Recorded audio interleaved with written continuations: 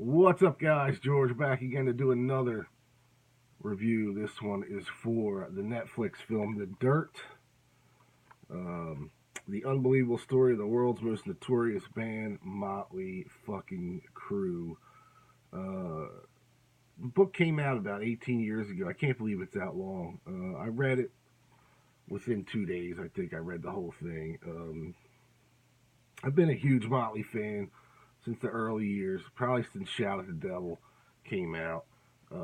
Didn't know anything about the first album at the time, because I was only like 12 when Shout came out. But uh, that thing was so big, especially with all our friends here in Philly. That was just a big record. And then I found that the Too Fast for Love, just, I didn't know anything about it. Obviously, there was no internet back then and that whole thing, but didn't know anything about Too Fast for Love. Went and picked that up, and I love that album even more. And it still to this day is my favorite Motley record. Um, Especially the Leather Records version. It's the production on that one's way better than the Electra version. The Electra version, I don't know what they did to it. They remixed some of it. It just sounds, it's not right. But the first one just had a lot of raw added punk attitude, mixed with that glam metal, glam hair metal, whatever you want to call it. But I still, to this day, I love that record. But when I heard Netflix was making this film, and Jeff Tremaine was making this film, I was kind of stoked to see him on board with it because I knew he kind of got it. I mean, Jackass was pretty much, the way I looked at it, they were pretty much like the Motley Crue of fucking stupid videos. You know what I mean? They just didn't give a shit. That's the way Motley was. So I was happy to hear that Jeff was doing the record, or yeah, doing the movie. Now the movie debuted on Netflix on the 22nd of March 2019. Got home from work, got a couple beers and some dinner, and me and the wife sat down with the kids and started watching The Dirt. And the first scene, we had to tell the kids to, yeah, you probably, the little kids anyway, yeah, you probably shouldn't be watching this movie. So they went and did their own thing. And if you've seen the film, the opening scene in the apartment, you know exactly what I'm talking about. But once I saw that scene, I knew it was going to be a hell of a ride, a hell of a movie, just a fun movie. Um, as a fan, I really enjoyed this film a lot. It's always weird seeing actors portray guys that you've not known personally but have watched over the past 30 some years. Uh, it's kind of weird, to get used to that. So that's the only thing for me was like trying to get used to the actors playing these characters. Like I think the guy that played Mick Mars was pretty decent. It just he was probably the one that looked the most out of place physically. You know, his look. I think if they got somebody that looked a little bit more like Mick, it would have been better. But the guy that plays Vince doesn't look anything like Vince from the front. When he's talking to the camera, or, like a face shot of him. But from the side, holy shit, man, he looked like young Vince. It was crazy. And this cat, Machine Gun Kelly, I guess he's some rap dude, played Tommy.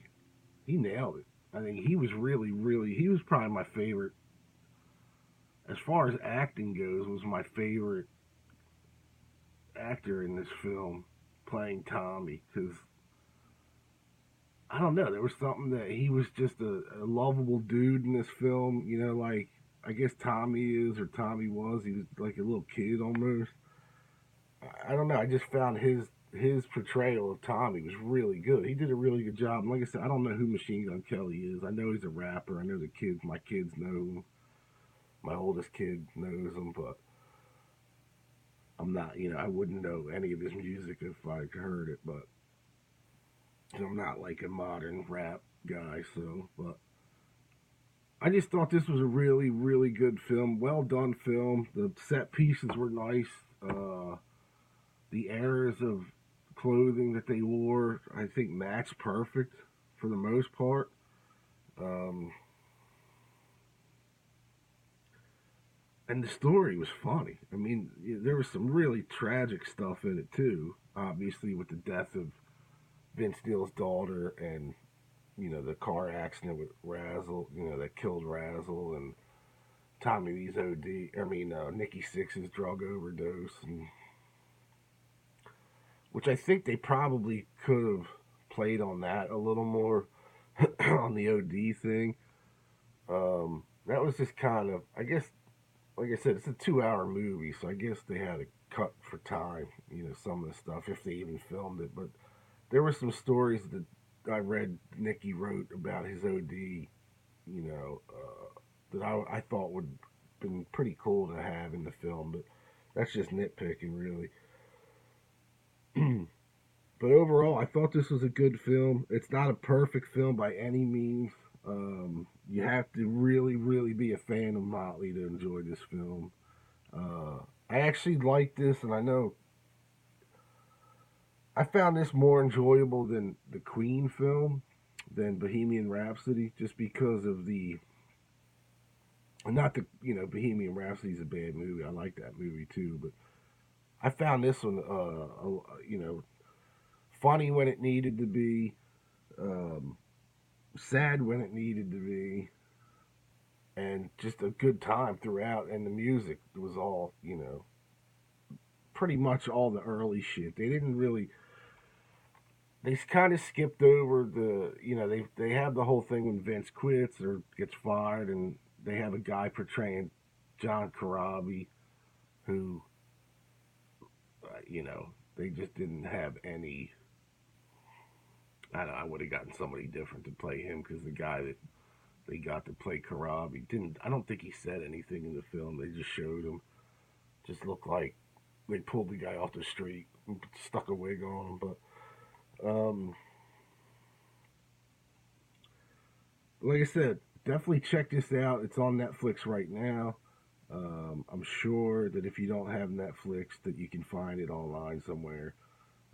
Hopefully, it'll get a physical release with some extra shit on it. We'll see. And then I did pick up the Dirt soundtrack, because I really wanted to hear the 4 new songs. The first song, The Dirt, the first single, I thought was really good. And I know the later Motley stuff's been hit or miss, especially with me. I guess the last album was Saints of Los Angeles, but they've done like a couple singles here and there for the farewell thing. I think one was called Sex and one was called It Ain't Over or It's Over or something like that. I forget what the name of that track was, but or all good things must come to an end, I guess it was called.